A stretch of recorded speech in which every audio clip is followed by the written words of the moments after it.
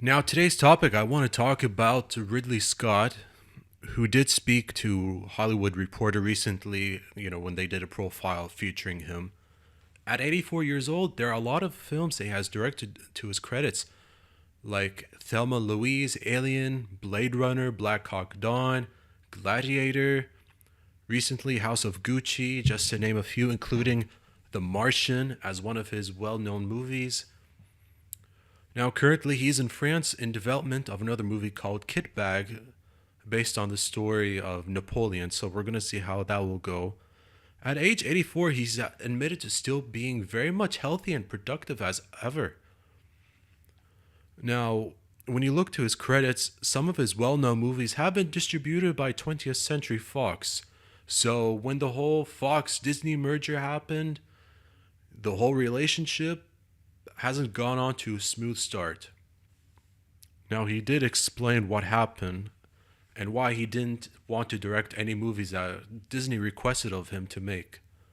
He did say, "They wanted me to do a wizard film, and I don't do wizard movies." He says, "It was a bad idea. The older I get, the more I look for things which are about something, aren't just entertainment, and must have an effect on somebody.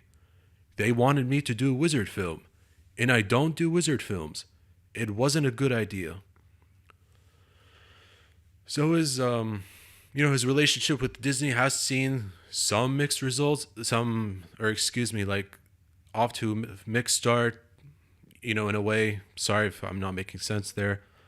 However, he did say that Disney has been making an effort to market and promote The Last Duel, which starred Ben Affleck, Jodie Comer, Adam Driver, and another of his collaborators, Matt Damon, in the movie.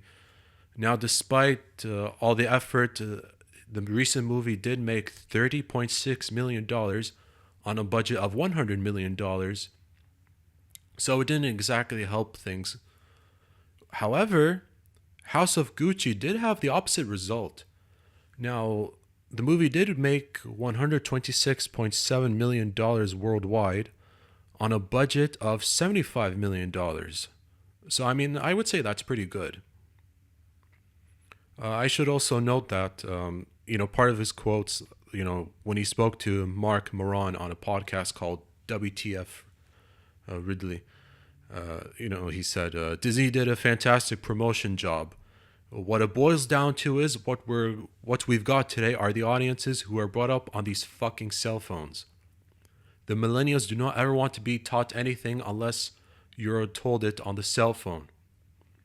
No one can be entirely when recent movies, like, no one can be blamed, or what I'm trying to say is that, like, no one can really be blamed when movies like West Side Story and The Matrix Resurrections have struggled to bank plenty of box office money due to the COVID-19 pandemic.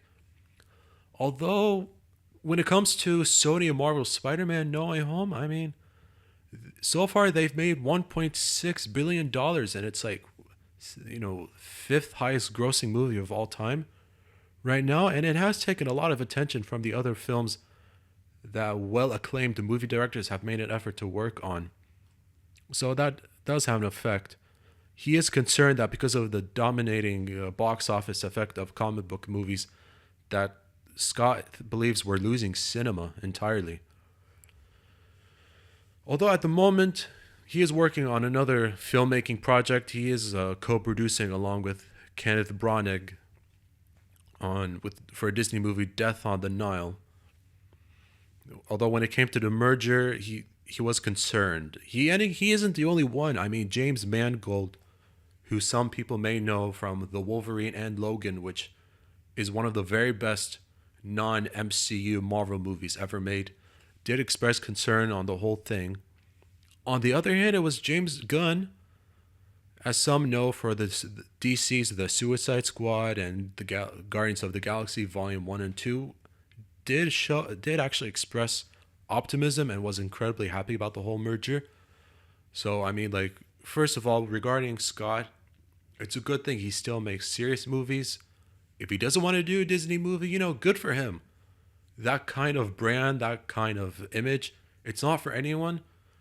But that doesn't mean, and like Scott doesn't make like good films or make entertaining movies. Entertaining movies he's done plenty of. It's just a bit more action, serious heavy, I suppose. Like, it's not just the Gladiator. Like, I admit that some movies that he's made I don't have on top of my head, but like, a lot of them are serious classics. So, I mean, look, it's his right at the end of the day, and he should be applauded for standing firm. If he doesn't want to make a silly wizard movie based on King Arthur, good for him.